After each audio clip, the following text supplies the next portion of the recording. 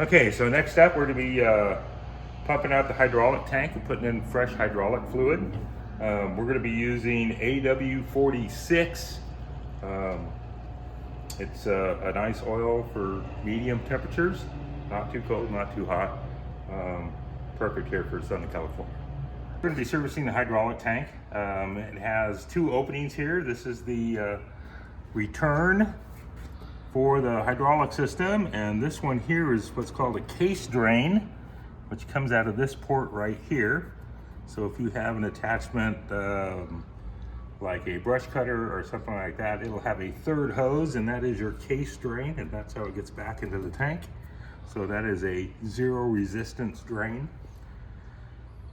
We're going to open up the service port here, and we're going to pump out the existing fluid, and then we'll fill it back up. Okay.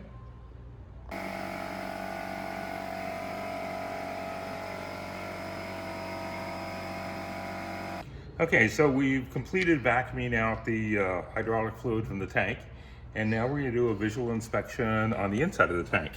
So we're going to go down and we're going to look for any debris in the screen. So we're looking at the screen. You want to look down onto the floor, get your illumination down in there. You're looking for any metal debris or anything like that that may need to be removed.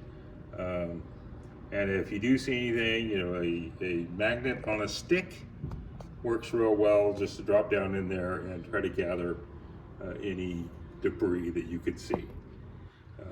Once you've done that, we're ready to fill it back up.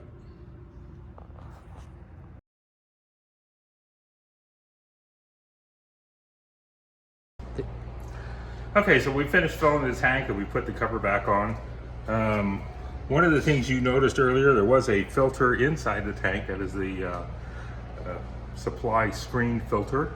So, and if your screen is ever damaged, we do carry them here in stock. This is the WU100 filter.